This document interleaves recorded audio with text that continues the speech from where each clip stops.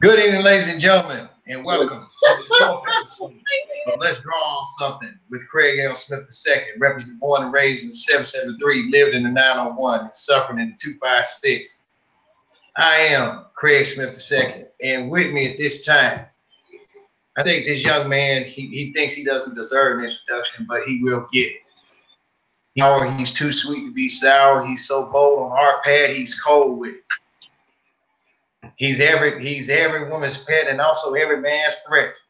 Ladies and gentlemen, the man, the myth, the next Davea Holmes, the one, the only, and I just said his name, my art protege, who is now showing the ropes to everybody, his own self. My boy, Davea Holmes. What's going on, Davea? How's it going, brother? It's going all right, Craig. How are you doing?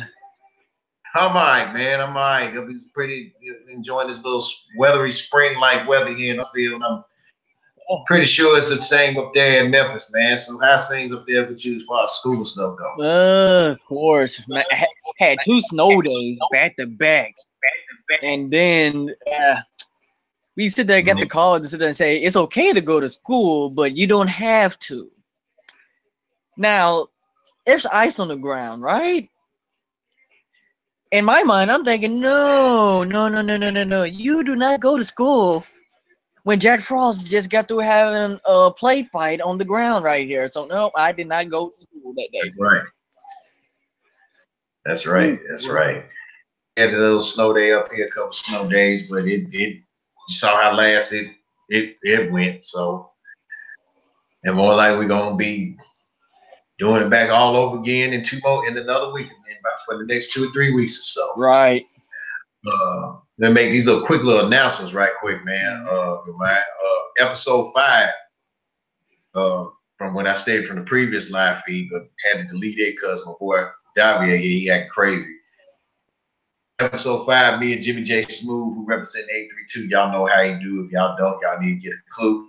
He and I are going to talk about the 1993-94 college basketball season. Season so good. It wasn't. I ain't talking about like super good as in bad. Why was it good? Because it had a whole lot of draft picks, and we had a lot of people. We had teams that we never expected to go to the Final Four. That year there was. So we're gonna talk about that, and we also gonna give our Super Bowl prediction pick. And also, I'm looking forward for February 16th. That's when Black Panther comes out. So, definitely going to be the one. Definitely. Well, I said we, everybody as a whole, not just black people, everybody, whites, everybody, they're definitely looking forward to that. Right. So I know I am. So we see how this movie is. It looks it's going to be good. So we're going to go ahead and get the little interview started. So Davea, y'all read the description. He's gonna how he got started in art and what got him started. So, all right. So, okay, I started off art in really, really young. I mean, I was about like 4 or 5, and you start off with color and crayons and color pencils. And I just kept drawing. I used nothing but pencils, and I had these long sheets of paper that I used to just do little doodles on, and boy, I just had a fun blast with it. Now, I started growing up on comics and all, like most people would, and I always wanted to draw those styles, have those inking styles, those clean cut lines. Right. And see, my mom introduced me to Mr. Craig here, really. And after I looked at one of his pictures was this guy. What was one of his characters really that was inked to perfection, in my opinion. Like the lines were kind of smooth and kind of like straight out of a comic book.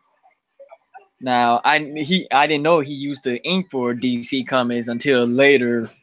Well, not too much later, but later. And I was like, okay, I really want to get under this guy a little bit, you know, sit there and get his perspective on it. So one thing that I learned from Mr. Craig here was definitely the inking styles. I knew how to do pencils really well. That was no issue for me. Pencils Right. pencils were a strong suit in my opinion. Yeah. I mean, it was. Let me cut you off. I mean, it was a strong suit of mine because I still have my set of color pencils, my Prism color pencils. I think it was what's the second to largest set? I bought it in 2001. Matter of fact, I bought them in 2001. And I still have this set to this day. Wow. Intact. See, I outgrew the pencils, and I blame you for this really, because Me?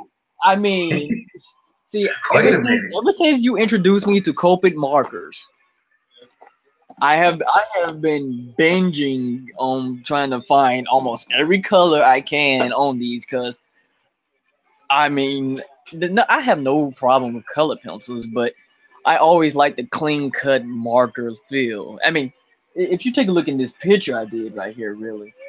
And he's showing him his artwork, y'all. Like, take a look at this. That's tight. All Copic. Well, except for one part. Like, this was included with another marker, but all Copic. And see, and we'll put it up there to the screen again to tell people something. All right. Now, okay. Now, his inking. Now, before Davea got used with the inking and all of those stuff like that, because see, my screen is showing me talking, but I'm looking here with his pictures and everything. If you look at it, his inking is perfection like mine. He practiced at it. And here he was, Davea was 13 years old, ball with this stuff. And that's what impressed me the most about him. You see, he humbled himself because his mom introduced him to me. And he kind of wanted to get it going. And his mom was like, and like he said, it's my fault that he deviated from the color pencils, which I still use Davea because I bought me some Faber-Castells about a year ago. Blend them in with the Copics, man. You get a nice little effect, but then like you bring in prisms with Prisma markers, you get a good little effect too. Right. But ever since I started adapting, like I went beyond just using the little pins. Now, okay, so you should know by now there are different inking styles. Mm-hmm. And one of the definite inking styles that I wanted to take on was the Japanese manga inking style. So I use these little pins right here. Now this is called a G pen. Fountain pen. That's not a razor blade, y'all. That's a fountain pen. Very delicate fountain pen. I know that fountain pen you got. It's called. And it's hard to here. Now, almost every manga artist that you will ever know use these types of pens, and that's how they get those clean, smooth, curvy like lines. Versus these right here. Now, this is a number 8 Sakura Micron, and it gives you that thick, bold line that you would definitely look for when you finalize in a picture. But if you wanted something like it looks like it was painted by a brush, those G pens, any type of dipping pen, really gives you that effect. Right. See, Davea, and we're sharing tips of the trade here. So, now you know how Davea does his little things. And I think what impressed me about this young man the most, he never strayed from it. Now, granted, and we're not gonna lie, all of us artists, we have it, we have our negative flaws, we have an ego, and some advice I used to give Davea, Davea may lose faith in him a little bit because he's not known to be short with people, but for some reason he was very short. We were like, whoa, wait a minute. I'm telling you, whoa, hold on. So That's an artist's weakness. Sometimes we don't, we got people around here that can't draw a lot, that can't draw a stick figure, but want to tell us how to draw back. It needs to flow. So right, and that's what gets me. That's definitely. It's like I can't tell Davea draws Batman the way I do it or whatever. I can't tell him, hey, you're a shade off on him, or you're a shade off on that background in his cape. Right. I can't, but I can't. Like I said, I'm a type of artist like that. What I look like telling him about how to draw Batman. And see, and that's the thing about with us artists, it's not just any visual artists like us, such as myself and Davea, but you have recording artists who face criticism. You have you got both, mainly like all the music artists, they face criticism. Like, hey, that beat, the bass level was off by just movie directors, anything with anything with the artistic genre, pretty much gets some type of criticism. And I think that goes back to everybody being spoiled to the fact that art is supposed to look like this perfected piece of work.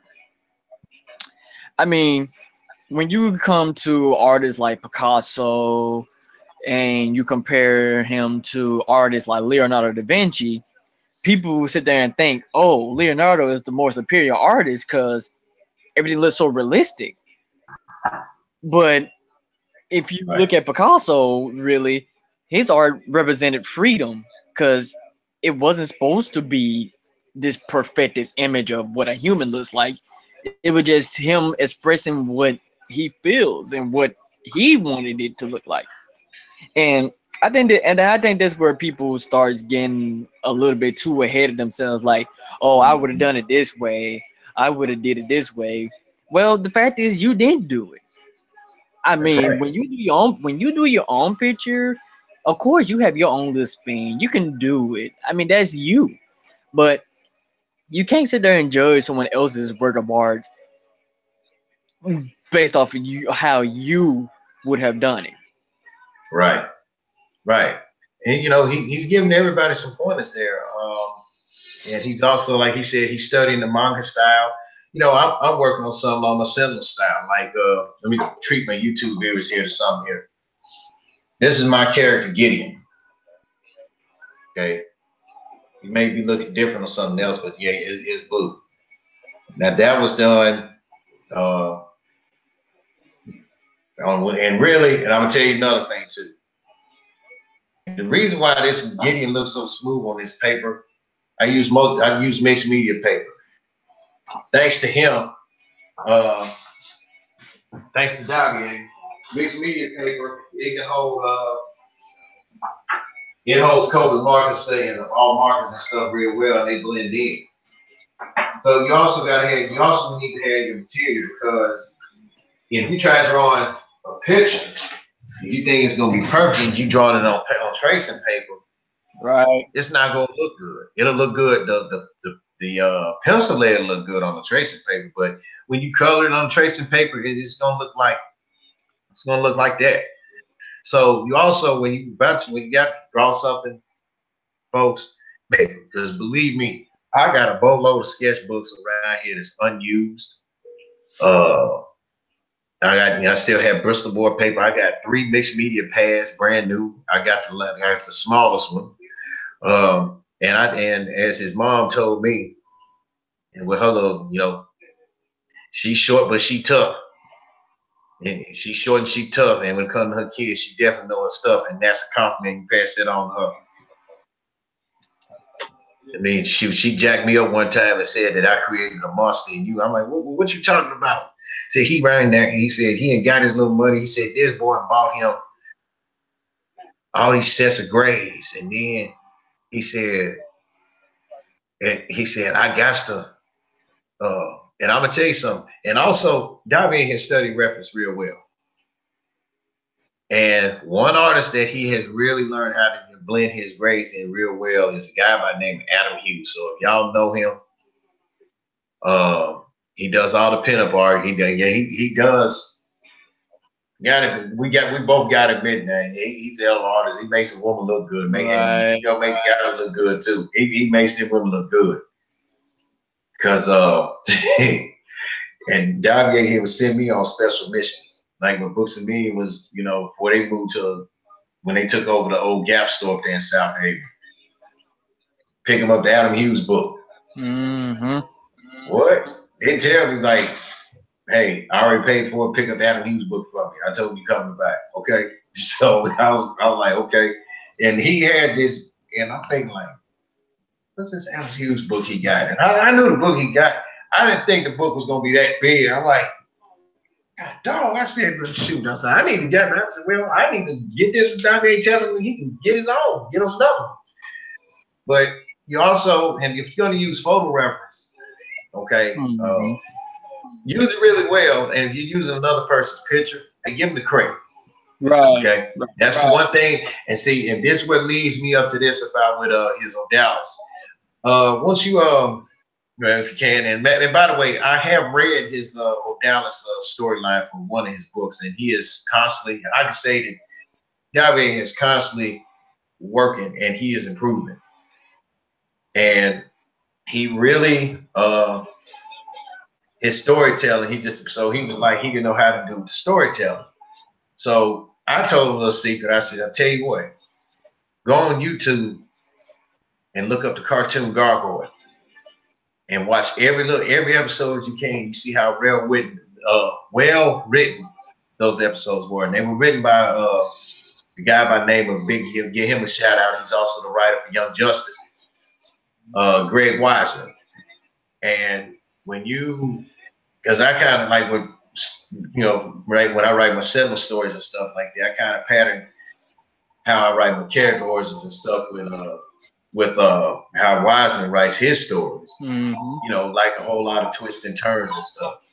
I sent I don't know if Davea ever said, I don't know if Davea you ever checked out the clip that I sent you, the best of David Xanatos. He's the villain from Gargoyle. All right. And okay, and you saw how he's not like a true villain. He's a villain, but he does have some sense. He does care, care about his fellow man. He'll sell anybody down the river to get what he wants. His fellow man, unlike Luthor. Luthor wouldn't care about his folks. And I don't know if I did, and I sent you this video. Xanatos versus Lex Luthor, the difference between David Xanatos and Lex Luthor, how Xanatos handle a situation with somebody bigger than him, and how Luthor handle a situation with somebody bigger than him, like Superman. Right. So, it's and with the story, the Davea storytelling, it just flowed, and there was one part on Odalis that threw me for a loop on it. I was like, whoa, wait a minute, what did I just read? And I had to reread it again. It's like, I see, okay. And now since I'm talking about it, it makes me want to reread it again. Right. So Davea, won't you enlighten your viewers on your Odalis story and tell them what your character's about? And wow. So it was a manga competition for that entry. And they said I had to have something that was 50 pages or less. So I was just sitting there thinking about this character called Odalis, and I got the name after looking up the African word for gold. And wow, it was kind of funny because in my head I was just thinking all of these story ideas of where I can go. Like I was thinking about eyes for a minute, like different color eyes representing people with special abilities. But then I kind of dumbed it. I kind of went a little bit deeper and made it a little bit more.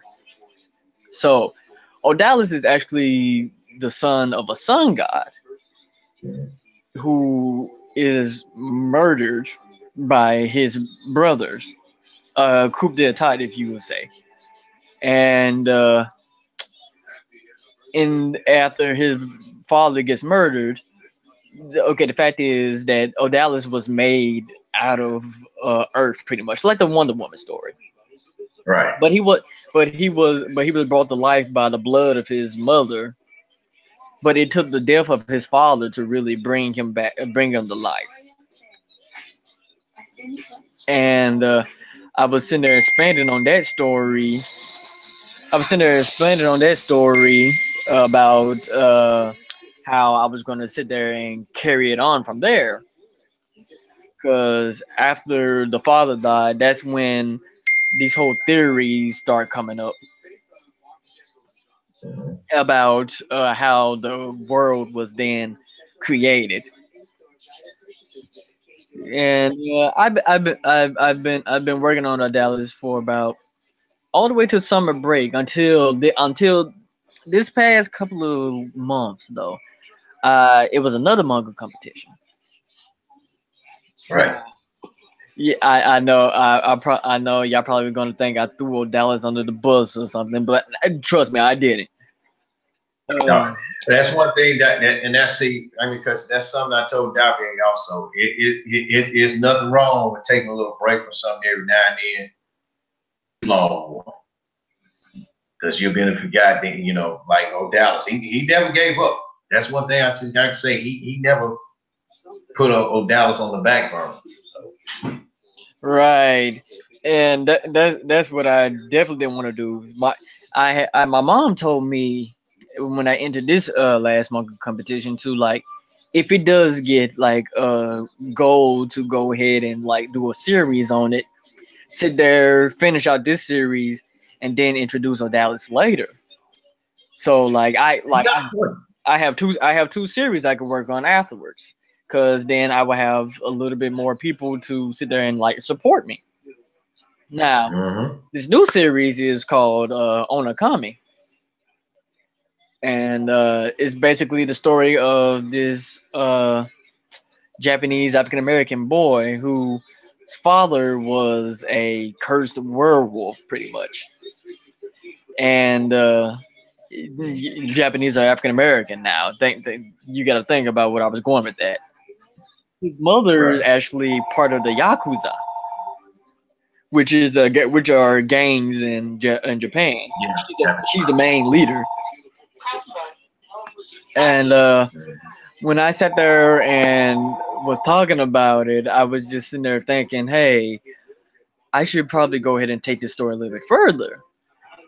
So I started delving into the whole religion idea a little bit, and start introducing certain characters. Like the whole point of Onokami is really the fight for Pandora's orchid. And what I was going with that is you all know the story of Pandora's box. Right. So Pandora's orchid is represents that type of idea, except instead of releasing all of the earth's evil, pretty much, Pandora's orchid sat there and, how can I say, it was like a stimulus for all monsters other than on Jacob himself. And that's where the story really kicks off, because the people who wants to use the orchid to control all monsters is what really starts coming in. And the main villains are really the other gods after the four horsemen that they have to fight. Right. So like I got everything planned out really. So like when I go ahead, I believe I will get the series started. When I get to go ahead, just be on the lookout. See that? And to everybody, and to everyone that said, and see, I face some criticism on a lot of stuff too, now with art, but I'm just gonna throw this out there. And to some people that said that I wasn't capable of showing somebody something or leading someone to something, a perfect example. I mean, he came to me at 13. Let me tell you something. Like I said, got more guts than some of y'all do. The dude battling now a heart issue. Okay, and I apologize if I brought them, bring that up, Davea. You good, man? Okay, but the dude battled a heart issue.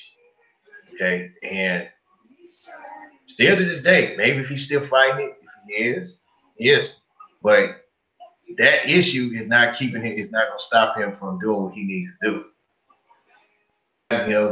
But all artists. I can say that all artists. We can be rough around the edges. We have hardships. We have this and have that.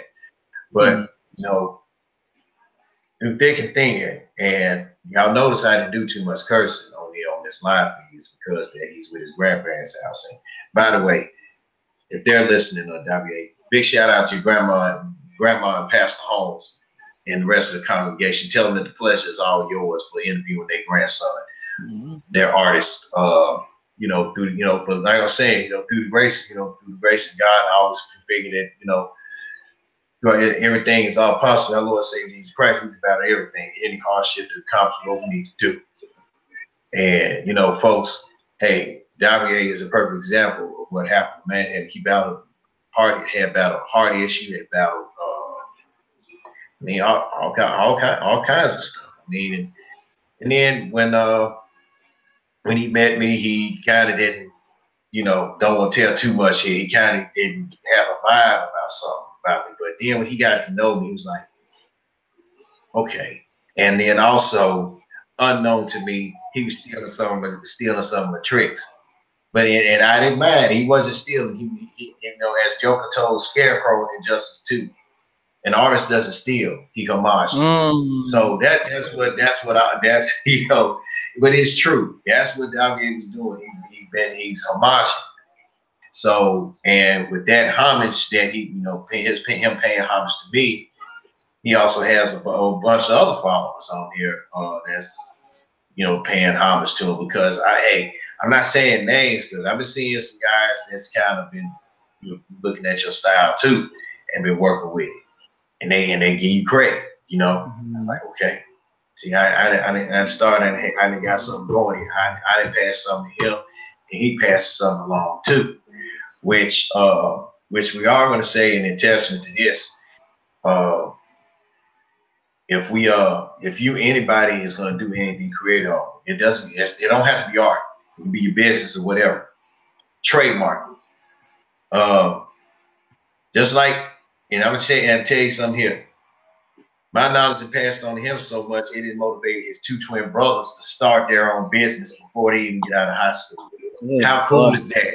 Oh boy! How cool is that? Funny story. Those folks are still fighting over the name rights right now. So, and one of them already said, "Hey, I already got the copyrights. You can't do nothing about it." I'm not in it. I'm not in it. Wow. I want them. Well, this is gonna be on YouTube, and you play it back for them to hear this. To JoJo Dancer and Josh, look, man, just split 50-50 on the trademark. Come on, come on, y'all. JoJo and Josh, when y'all listen to this, because I told y'all brother to play it, so y'all can hear what I gotta say. Mm-hmm. Tiger Drone Gaming is a joint effort. Y'all brothers, y'all don't need to be fighting over a name. Y'all just split the name, uses 50-50. Both y'all came up with it. Technically, it's not even Tiger Drone Gaming anymore. Well, now that cat's out the bag. So we don't have a Tiger Drone Gaming because of that, but his brothers that started a bit of gaming business. Right. Now it's called Genexus. Who? Genexus. Okay, the former Tiger Drone Gaming is now called Genexus, and I'm putting that in quotes because them boys may keep in mind they leavers like me, but they can change their mind anyway. But fellas, we love you. I love you too. Just agree to split it 50-50, not 55-45 and 65-35. Right.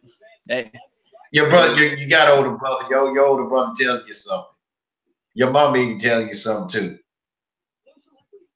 So come on, boys, come on, man. I was meaning to touch on that, like, oh wow, that about the whole artistic thing. As far as creativity comes, See, I was on Facebook one time, really, and I drew a quick little picture of this character that I want. That I was. It was pretty much just like in the process of being made, not really finalized. But Right. I sat there and drew this picture, and I had a lot of people come in and just start ranting, like, "Why does it look like this? This is so unrealistic. It's so unproportionate." And I was just thinking, like, you're not getting the idea. Art, anything artistic, it is your perspective on how you want things to view. I mean, when they drew Mr. Bobo from Dragon Balls with those dark, big old lips and that black Mm-hmm. skin, Mm-hmm. that was something that was artistic. It wasn't like it was supposed to be realistic. No, No. you have when it comes to drawing really, you don't have to sit there and be made into societies or the perfect arts mindset. It doesn't need to Mm-hmm. be clear picture, realistic looking. No, that doesn't tell a story too much. That just says, oh, I can draw, but there's no creativity behind it.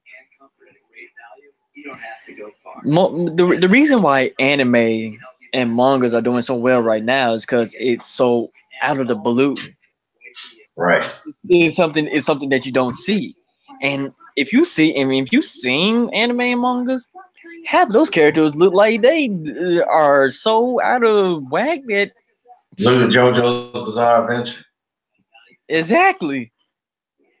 I I mean, mean, I watched God, the cartoon, but they look all funny with them little. right? And I sat there and saw the video for the person who drew JoJo's Bizarre Adventure. See, he took that idea from sculptures. You know how the Greek sculptures where they had them sexy busts and everyone was muscular and all. Yeah. He sat there and took those ideas from African sculptures, the Egyptian type sculptures. And if you've seen the Egyptian like sculptures, they were very exaggerated, right? Mm-hmm. So he took this idea and said, "Let me capitalize on it." And now you, everybody, you either know JoJo's Bizarre Adventure. What else? One of my very favorite artists, Atsushi Okubo from Soul Eater. Mm-hmm. He has a very distinct style that really he drew. It's a lot of artists out there that has their own style. You just have to come to respect and support it because it's something different. You don't want to go into art saying something similar to another artist. Like you want to go in like you said, how we sit there and show our skills and you see the difference between us, but we're paying homage to the people who we watched, who we sat Mm-hmm. there and studied pretty much under. It, Right. that's the way to go with it. Like you're supposed to sit there and learn from it and create something of your own, not copy it. Right. Because because like you said, and also with that creativity, folks, that's another thing that Davea just schooled you on. Be original. Okay. Like I base my cinema storyline. Leonard Ricard is based off of yours truly. Me. Gideon, I had that idea for the longest because really originally the Sentinels were gonna be villains, so I decided to make them like good guys. I'm like, just what would happen if a guy own family, own business, got a family company and stuff like that. He starts running his own superhero thing like the Avengers. Right. Black Tony Stark. This Black Tony Stark. He's married, has a daughter. Gideon leads the guild. He was the former leader of the Guild of Assassins. He was kicked out by his understudy, his power hungry understudy, who didn't approve his no killing children, no killing women and children rule. With him being because when Gideon was a father himself. Then it came up with some other characters. Some of them are from the Angel Falls group on Deviant Art. Big shout out to them. and you know, coming up with stories. But my late father, you know, God rest his soul, he's like the villain. He's like I'm coming up with some pretty cool villains. I got Davea sketching out I found out it's already a Mr. Fear in the Marvel universe. I got to come up with something like a fear-based villain. I came up with some pretty cool villains for it. I mean, Leonard's father, Darnell Ricard, is one. This character I came up called the Huntsman, who has an interesting backstory. I just call him Dr. Phobos. You know, based off Phobos, god of fear, Greek mythology. Then you also got on that note, sorry, kind of out of time. Mom's told me to come pick her up. Oh, okay. Well, we ain't the show was pretty getting good, man. But you know, check this out. This is just part one, ladies and gentlemen. That's a spoiler alert. You know, part two, WA is going to share, which probably be at a later time. You know, give him time to rest his whistle, so to speak. He gotta go pick his mom up and stuff like that. So this is just part one, people. Part two will be probably I'm thinking about I'll put it on Facebook Live sometime. Probably be tomorrow or so. All right. Facebook Live, or maybe do it here on YouTube. But you know, like he said, he apologized to everybody else viewing because he gotta go take care of some business. And you know, big shout out to his mom and everything, and show her the show. Of course. She's welcome to join part two if she wants. Because we got to give credit where credit's due. Right. Okay. So, and she really, and let's face it, she also was the fire starter for Odalis. We're going to have Davea and his mom on part two for this one. All right. And I know how to really get on. Yes, she got the guts to come on the live cast. So, yeah, I gotta talk to her, but definitely be on here next time. All right, so let's say y'all, this is part one. Part two will be on Facebook Live, and we'll surprise you with that. This is Craig Smith, representing born and raised 773, representing 901, and now currently living in the 256, suffering. I'd like to thank my guests for the short time. Davea Holmes, representing 901. So with that being said, part one, we're out. All right.